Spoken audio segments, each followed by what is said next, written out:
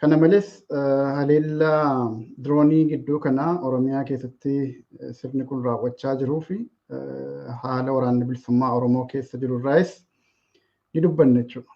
Kanuma jalqaba irratti waa'ee hidhamtoota siyaasaa irraa kaanu akkuma gidduu kana dubbatamaa ture torbaan tokko dura hidhamtoonni siyaasaa Oromoo ni hiikamuu olola jedhu tolchanii Oromoo garaa hirsiisuudhaaf oofaa turan jechuudha. Amma immoo yaadni sun hin jiru. Yaadni sun hin jiru qofatu hin taane even hidhamtootuma siyaasaa sana keessaa fakkeenyaa Jawaar Mohammed ni hiikama yaada jedhu erga facaasaa turanii booda odoo qalbiin namaa gara sana jiru guyyaa kaleessaa maal akka raawwatan baay'een keessan dhageessaniittu jechuudha.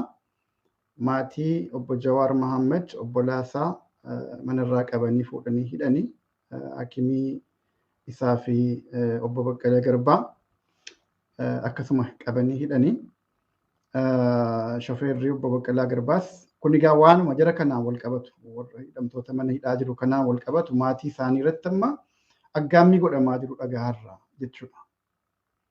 Qabamanii guyyaa tokkotti gadhiifamuu isaaniitu hin taane kan irraa dubbannu maaliif qabaman kan jedhu.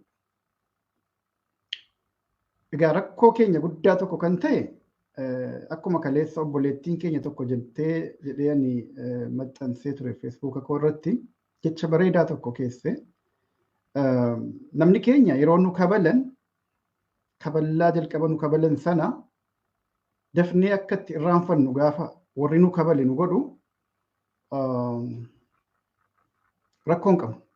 Erga nu waxaanii booda irraanfanna jechuudha. Maaliif jalqaba na kabalte gaaffii jedhu hin kaafnu baay'een keenya jechuudha.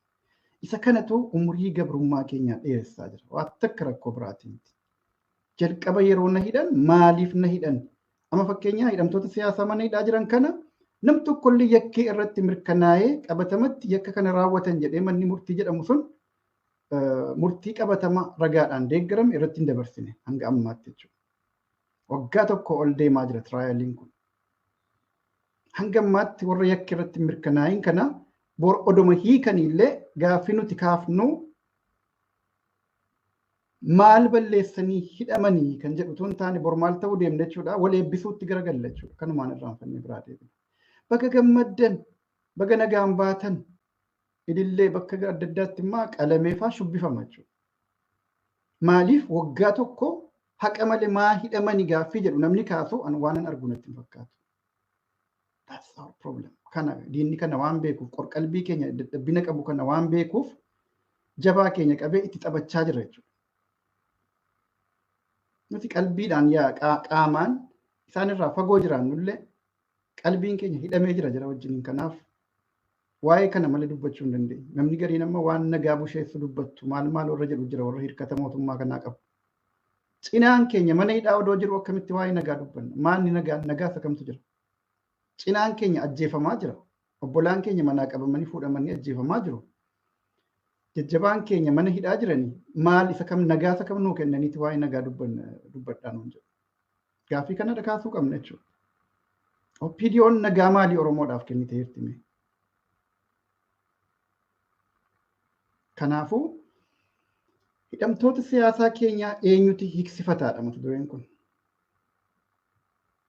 Hidhamtoota siyaasaa keenyaa diinni qabee hidhe kan hiiku gaafa dhiibame qofa.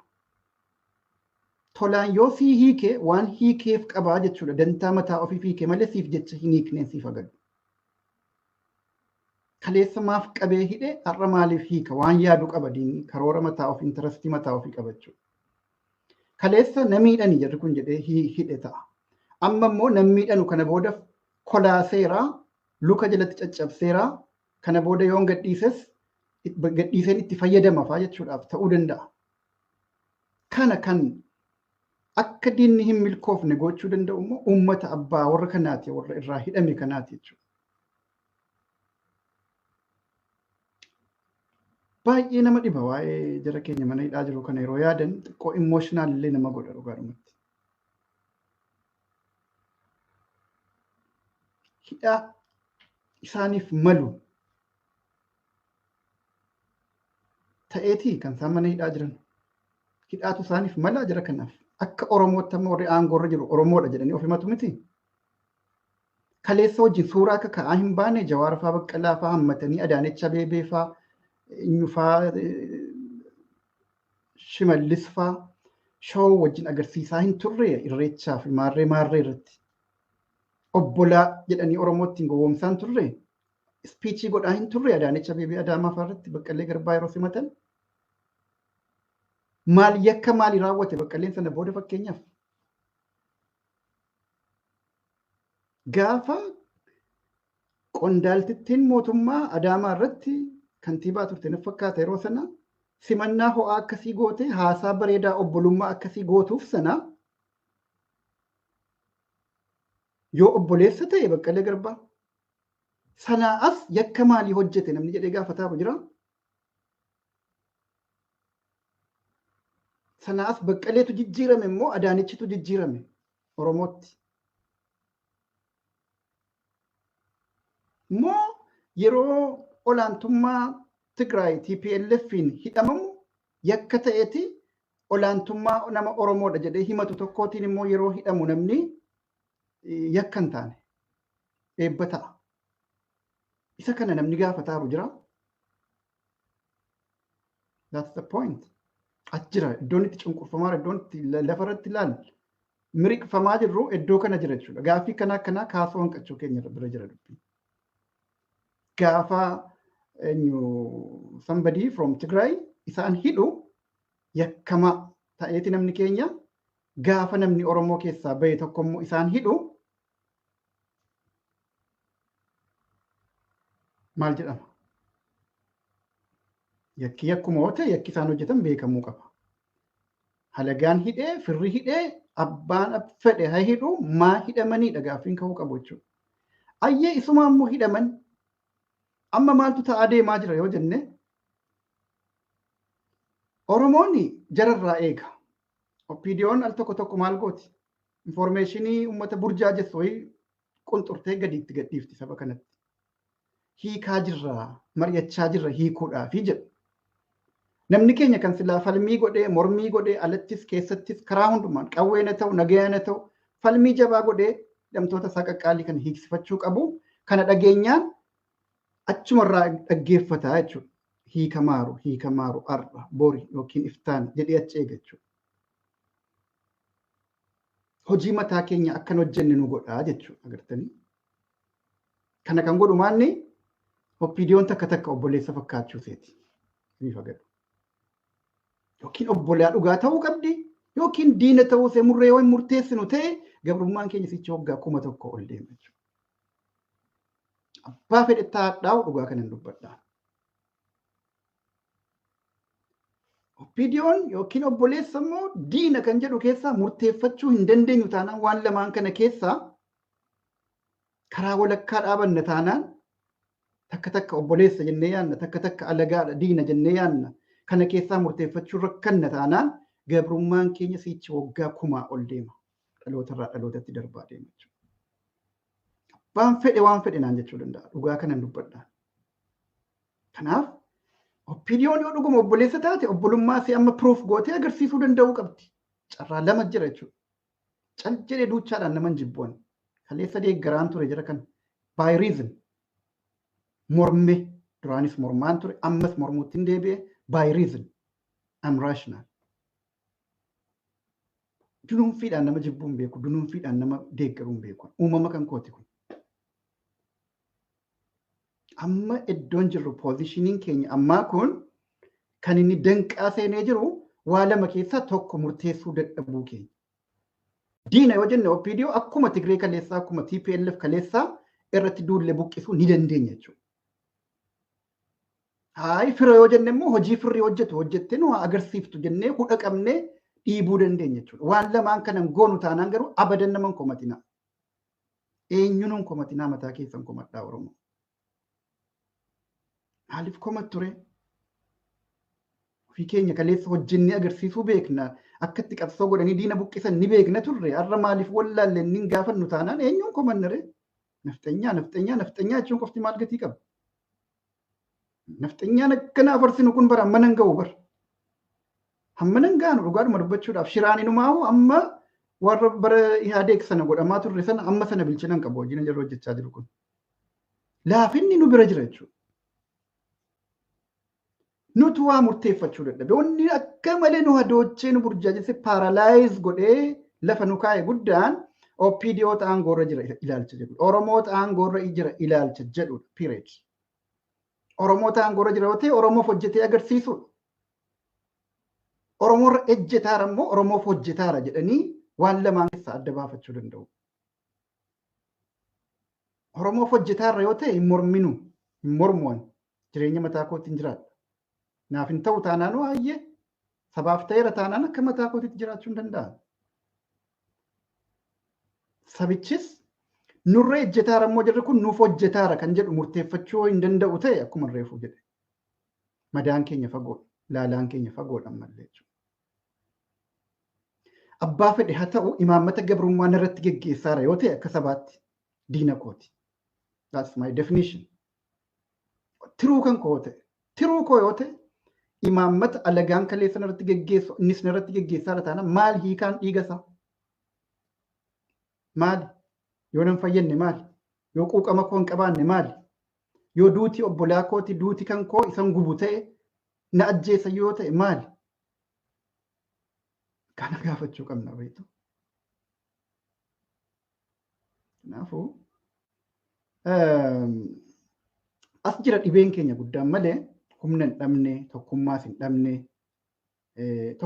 dhabne baay'ee Oromoo qoqqoodamee maal jenna? No, hin qoqqoodamne akka jarri barbaadutti qoqqoodamne Oromoon abadan. Garuu saayikooloojikaalii xiqqoo adoonneerra. Inni kun soba miti. Wanti nu adooche immoo waan biraa miti. Diina immoo fira jarri kun kan jedhu keessa adda baafachuu dhabuu keenya. Gaafa nuti diina jenne waan fira fakkaatu wayii qunxuranii gadi gadhiisaniiti iseedhaan nu adoochu. Agartanii dhibee keenya guddaan irraa dubbadhaarra. Gaafa ati fira immoo jettee garaa laaftee fi garaa bal'attee ofitti hammachuu barbaaddu qoraattii ta'anii si waraananii fi dhiisu. Kana malee jira hiikaan OPDO mee iddoo kam jira waan biraa? 2018 fira jennee yeroo hammannu fira inni harka yeroo itti bal'ifnu nu waraanan. Nu nyaatanii deebi'anii jechuudha. Gara jabina isaanii daangaa hin qabne nutti agarsiisan. Irraa deebine. Kun hin taatu OPDO'dhuma jenne baay'een keenya jechuudha. Gariin keenya immoo Oromoodhumaati Oromoo aangoorra jira inuma sossobnaa amma gaaffii keenya deebisanutti isa kanaatu umurii gabrummaa keenya dheeressaa. Anaaf ageenyoota shaagarfaa miti namicha Daani'eel Kibrat faa miti diinni keenya guddaan. Jarrimmaa diina qabatamaa beeknaa waan irraa eegdu waan garaa hirtuuf hin qabdu bara. Kamittiin garaa hiraaf jiraaf diina waan takka waan biraa waan Oromoodhaaf qabanu imaammata biraa jechuudha. Waan abbootii isaaniirraa dhaalaa dhufan sana hojiirra oolchaa jirani waan ta'eef. Kan nu dhibaa jiru keenya otoo jennu kan eeboo nutti gadhiisee nu waraanaa jiru jechuudha. Kan nu dhibaaru kana. Yookiin fira yookiin diina innee kan murteeffanne kana jechuudha. Wanti Oromootti dhibee guddaa ta'aa jiru yeroo ammaa kana caalaa immoo dhibee ta'uu deemaa bor kana beeka. Suutuma suutaan adoocha biyyoorra deebisaa deemaa jiru sabboonummaa Oromummaa waan jedhamu. Oromoo Itoophiyaa fakkaatee bulu malee Oromoo fakkaatee bulu balleessaa deemaa jiran kana hubadha. Maaliif sirbii Taaddalee Gammachuu gidduu kana ajandaa ta'e? Baay'ee ajandaa ta'uu qaba ture sirbi kun. Ajandaa ta'uu wanti niin jedhu gootota keenya abaluu dabaleeraan daballee miti. No, that's another portion. Kanan jedhaaru ajandummaa isaa maa dinqisiifatame Oromiyaa jedhanii sirbuufaatu dinqisiifatame bara kana. Artistiin Oromoo durumaa Oromiyaa jedhee erga artiin Oromoo mul'achuu jalqabee as Oromiyaa yoo jedhe malee kaaseen isaatu hin gurguramuuf kun ifa. Arra miti bara TPLF sanas kaaseeta Oromiyaa qofa dhiisiti. Abaa'oo keessatti hin dabaltu taanaan alaabaa sana maal alaabaa adda bilisummaa Oromoo alaabaa qabsoo bilisummaa Oromoo sana diimaa magariisa diimaa kaaseeta sana irratti maxxansitu taanaan hin gurguramu kaaseen keetu. Faashinii Oromiyaa bara dheeraati kun. Arra garuu sadarkaan irra jiru hammam akka qaanfachiisaa ta'e kan agarsiisu Taaddeen Oromiyaa jedhee faarsee hagalatoomuu iddoo jedhu irra geenyeerra amma. Hangam akka gadi caccabne ilaala. Oromiyaa jedhanii faarsuun mataansaa birqii ta'e jechuudha. Maaliif baratu bara Itoophiyaa faarfamu ta'e. Bara oppiidiyoon Oromootu biyya bulchaara jedhamu. Imaajin dubbadhaa dubbii kana jala mura. Baratti Oromootu biyya bulchaa jira jedhamutti artistiin Oromoo tokko Oromiyaa jedhee sirbuunsaa ajaa'iba ta'e nama baay'eetti. Maal jettu kan? Baratti Mallas Zeenaawii Tigreen Itoophiyaa bulchaa turetti Oromiyaa jechuu bira darbiteeti ABO jetta kaaseeta kee alaabaa adda bilisummaa Oromoo itti maxxansitee gurguratta yoosuu malee gabaan argattu Oromiyaa keessatti jechuudha. Mee amma maal kana fa'aa maal jenna jara keenya? Mee maal jenna kana fa'aa? ABO jaallataniiti miti gaafasis. Mallas Zeenaawii fa'aa ABO irratti imaammata hamaa akkamii akka hordofaa turan waan qabsoo itti madoofne, itti dhiignee, itti beelofne, itti dheebonnee beeknudha. Hadheenya hammeenya hammamii akka ture jechuudha. Shiraa hammamii akka ture dhaaba kana balleessuudhaaf. Garuu akkasuu ta'e immoo hafuurri Oromiyaa keessa jiru sabboonummaan sadarkaa sana gahaa ture bara sana. Amma garuu waa lama dhabne. Tokkoffaa jibbisuunis akkuma bara sanaa ni ture, ni jira ammas. Isa irratti dabalee immoo amma maal jechuudha? Sabboonummaa Oromummaa jedhamu kana dhabamsiisuudhaaf duulli amma itti deemamaa jiru takkaa waggaa 27 kan mul'ate hin beekne sana jechuudha. Kana differensiin isaa. Kanaaf baay'ee na ajaa'ibaa ammaan. Nan galateeffadha Taaddalee Gammachuu baay'isa wayi. Akkuma ta'ettu jechuudha. Nama akka isaa sanaa birrii miliyoona hedduudhaan Itoophiyaa jedhanii sirbisiisuu danda'u. Maaliif? Bara dheeraa oppiidiyoo keessatti jalqabe sirbaa Taaddaleen akkasuma ta'u malee takkaa of gatee hin beeku. Sirba istaandaardii isaa eege baasa. Aartii Oromoo guddina aartii Oromootiif qooda amma nan jenne gumaacheera. Baay'een galateeffadha. Keessumattuu Oromoo Sooddoo kan bara dheeraa Guraageedha jedhamee dhiibamaa bahe Oromummaa keessaa ari'atame sana sirba isaanii sirbuudhaan Oromummaa isaanii agarsiisuu keessatti seenaan waan hin ganne nama galmeessedha Taaddeen. Dubbiin kun baay'ee anaan wal qabata waan ta'eef iddoo biraatti dubbadha sana. Garuu fakkeenyumaaf han kaase. Takka nama iddoo hin taane oolee hin beeknedha. Har'a immoo yeroo itti Itoophiyaan lallabamu malee jedhamu kanatti yeroo itti artistoonni maqaa gaggaarii dur qaban qabsoo kanaaf sagalee bareedduu ta'aa turan baay'een isaanii har'a bakka hin taanetti kukkufanii maqaa isaaniis mataa isaaniis dhabanii jiran kanatti Taaddaleen isaan keessaa tokko ta'uu hafee sansakkaasaa eeggatee miidhagina rabbiin kenneef sanaa fi sagalee gaariidhaa fi qalbii gaarii walitti qindeeffachuudhaan har'as waan Oromoo ija jabeessu waan diinan gammachiifne hojjechuu isaatiif thank you. Carraa kanaan jechuudha. Ammoo Oromiyaa jedhaniif sirbuun kun nuhiifuu birqii ta'uunsaa nuuf garuu ergaa dabarsuu qaba jechuudha. Taaddaleenis kana yeroo godhu wareegama guddaa akka itti kafale nan beekan. Warra wajjin oolu, warra wajjin sirbu biratti hammam akka ija hamaadhaan ilaalamu naaf gala. Qoosaa miti isaaf. Nuyiif garuu wanti kun iddoo irra geenye agarsiiftuudha. Kanumatu birqii nutti ta'e, kanumatu qaalii nutti ta'e bara kanatti jechuudha. So iddoo kana jirra maalin jechuu barbaade fakkeenya kana kaase fakkeenya sirba kanaa. Hammam tokko akka sabboonummaan Oromoo suuta awwaalamaa deemaa jiru agarsiisa. Dhaqee fiixee iddoorraa qileetti gadi kufurra geessifamuusaa agarsiisa jechuudha. Yoo akkanumatti hadoodaa deemna ta'e utuma xixxiinnuu utuma dhidhiittannuu biyyoon dura deebisaa deemaa jiru. Kaleessa nama 10,000 waan sabboonummaa Oromoodhaan lallaba yoo ta'e har'a nama 999 galeera yoo ta'e fuulduratti tarkaanfataa irratti hin taane duubatti deemaa jirra ta'uun isiniif galuu qaba. Namatti hadhaa garuu nuuf galuu qaba. Ammoo kan ta'aaru kana. Namni gadi maal ta'aa deemaa jira? Qabsoo kanarraa abdii kutachaa itti dadhabee itti nuffaa gaafa dhaqee inni dubbachuudhaan qabsoo kana keessaa qooda qabus naagameera jedha dubbachuu dhiisa. Inni qaamaan qabsoo keessatti hirmaatee qawweedhaan lolaa jirus hamma yoomittan bosona keessatti raamma'anii jedha. Innis gaaf tokko jireenyatti deebi'uutti dhiibamuu malee jechuudha. Inni politikaa keessa jiru qabsoo politikaa geggeessu gaafa hidhaan itti deddeebi'ee jireenyi isaa mana hidhaa taa'aa darbu sana booda amma gaa kana booda jireenya kan koo hafte kana lubbuu kootiifan jiraadha ilmaan kootiifan jiraadha jechuutti deebi'a. Akka kanatti owwaalamaa deema sabboonummaan sabaa beeka. Uummata neetiif ta'an faranjoonni bara cunqursaa deeman akkasitti owwaalaa deeman. Uummata aborjiin Awustiraaliyaatti akkasitti liqimsaa deeman. Red Indians USA Canada akkasitti liqimsaa deeman.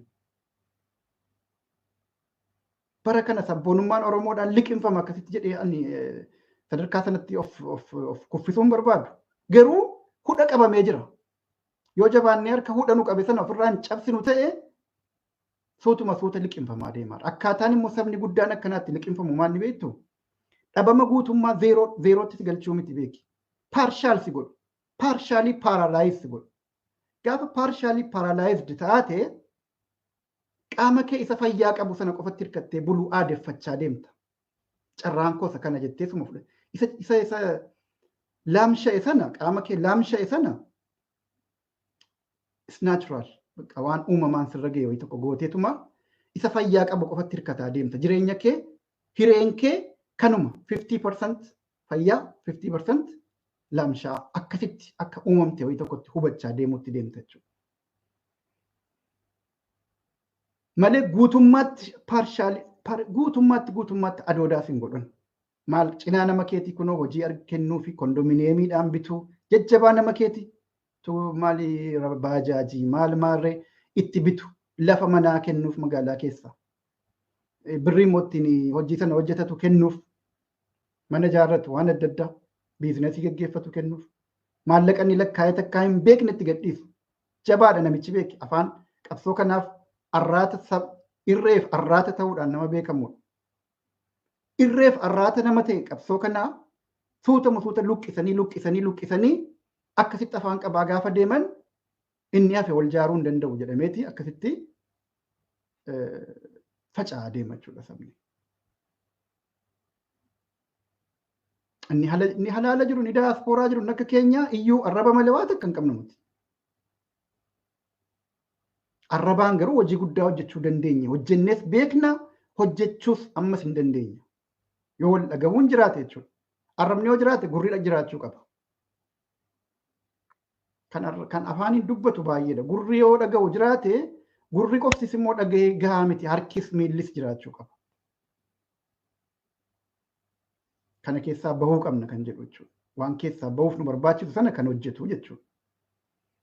Kanaaf hidhamtoota siyaasaa keenya Oromoo koo kan hiikkachuu danda'u, kan hidhaa keessatti hambisuu danda'u numa mataa keenya. Jabina mataa keenya irratti hundaa'a jechuudha. OPDO irraa tola eeguun umurii jireenya isaanii mana hidhaa keessatti irratti murteessuudha jara keenya kana. Actually OPDO keessa namni hiikamuu isaanii barbaadu hin jiru jechaan jiru sirriitti naa hubadha. Jiranii ani yeroo darbe waan akkanaa dubbadhee jennaan namni baay'een na dheekkameera nan beeka. Warra na dheekkame sana nan galateeffadha. Hammam akka isaan OPDO irraa garaa muratan natti agarsiisa. Akkasitti garaa murachuun nurra ture waan ta'eef. Garuu cinaan nama keenya ammallee achi keessaa eegaarra akkam taana jara keenya. Ammallee achumaa dhaggeeffata achii gasiichi waa wayii bokkaannaa rooba jedhee eegan ni kaane. Nama kana lakkii irraan eeginii garaa muradhuuti hojii keetti jabaadhu yoo jette dideetuma achi eega afaan Oromoo dubbatu kaa galgalaaf ganama. Afaan damma fakkaatu kana dubbatu kamitti garaa hin hiramne namni keenya. Kanaafuu warra didee achi eegu kanaafis waa jechuu qabna waan ta'eef OPDO keessas namni jira jechuudhaaf dirqamaarra ammas jira. Yoo at least hiikamuu Jawaarfaa Baqqaleefaa namoonni barbaadanu jiru. Hunda isaanii barbaaduu garuu gaaffiidha. Maaliif akka akkas ta'e numti mataan isaa dhibeedha numti mataan isaa dhullaadha. Dhullaa tokkummaa Oromooti mataan isaanii jechuudha. Inni waan gaariidhaaf miti beeka. Garuu namuma tokkollee lamallee ta'anu gadi bahanii isaafis tartiibaan hiikannaa jechuudhaaf kana jenna malee OPDO irraa tola eeguu jechuun eebba ta'eeti miti abaarsa yoo ta'e malee. Otoo bitaadhaan kaballaa gurratti si duuchanuu mirgaan immoo akkana godhanii si haxaawu. ati kaballaa sagara kanaan kabalamte tun taane haxaawwii sagara kanaan si haxaan sanaan achumaan irraanfatta jechuudha. Uumama akkasii ta'uu hin qabnu. Markaza abbaa biyyaa jedhamti obboleettiin keenya jecha kana dubbatti kaleessa. Jecha salphaa miti kun. Waan sirriitti nu madeessuu qabu. Dhibee kana keessaa yoo baane malee hidhamtoota siyaasaa keenya siniiksifannuu dandeenye bara baraan OPDO irraa eegna. OPDOon immoo guyyaa guyyaadhaan kaardii haaraas ni tolchiti. Goote kaardiin ittiin taphatan amma waatti akka rakkoon hin jiru jechuudha. Kaleessa xiiqii tokkotu immoo jira keessa jira beekaa. Kaleessa TPLF waggaa 27 olaantummaadhaan biyya kana bulchite nuti akkamitti waggaa ammanatti nuti immoo 30-40 bulchuu qabna. Isa kana sammuu isaanii keessa jira hubadhaa. Kanaaf jecha kaardii adda addaa isinii tolchaa deemaaru kana booddee. Kaardii taphaa adda addaa kan ittiin Oromoo bulchan saayikooloojii Oromoo immoo akkanatti quufanii beeku. Sirriitti qabsoo Oromoo keessatti rakkoo jiru sirriitti akkanatti nama gantoota keessaa funaananii of keessaa qabanii sanatti fayyadamu. Qorqalbii sabichaa immoo keessa jiru ni beeku. Akkamitti Oromoo adoochuun danda'ama kan jedhu. Gaafa itti dhaadatan waggaa amman akkati lafaan kaane si goona gaafa jedhan sana kana waan beekanuuf jechuudha. Achitti sirriidha jennee kan proof gochuu dandeenyus nuyi kan no hin dandeessu jechuu danda'us nuyi jechuudha.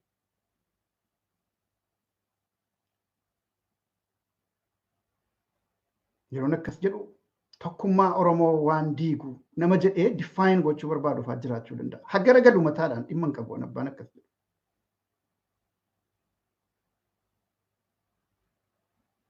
Tokkummaan Oromoo nama dhiiga Oromummaa qabaatee aangoorra jiru ta'ee namni sun quuqama Oromummaa yoo qabaate anaaf dhugaadha tokkummaan dhugaadha. Ta'uu baannaan dhiigaan of keessaa qabu qabatee aangoorra taa'ee waan saba koo diigu, waan saba kan koo gadi cabsu, waan gaaffii bara baraan sabni koo gaafachaa dhufe owwaadu godha taanaan maali tokkummaan ni himadhu isa wajjiniin. Warri himattan achi goraa himadhaa ayyee tokkummaan keessan isa kana miti okkee. Oromoon immoo kanatti hin amanne wal gurmeessi akka mataa keetiitti. Oromoon Oromummaa kee qofa malee waa biraa hin qabdu taate of gurmeessi. Eenyummaa gosa lama hin qabdu abadan. Oromummaa qofa qabda period. Oromummaa kee booda Itoophiyummaa wajjin feetu araaramta feetu gargargalta. Murteeffadhu. Takka Itoophiyummaa takka Oromummaa wanti jedhamu hin ta'u. Yeroo ammaan kanatti Oromummaa fi Itoophiyaan walitti araaramte hin jirtu. Sa'aatii kanatti jechuudha. Bor tarii ta'uu danda'a. Bor yoo waasi sirraa'e maybe ta'uu danda'a. Ammatti garuu ilaalcha kanaan Oromoo burjaajessuun adoochituudha. Amma warra maqaa Itoophiyummaa moggaafatee deemutu jira jechuudha. Warra kaadiree OPDO kana keessa. Itoophiyummaa suutuma suuta sabboonummaa Itoophiyaa sabboonummaa Oromummaa irratti gaaddiseessaa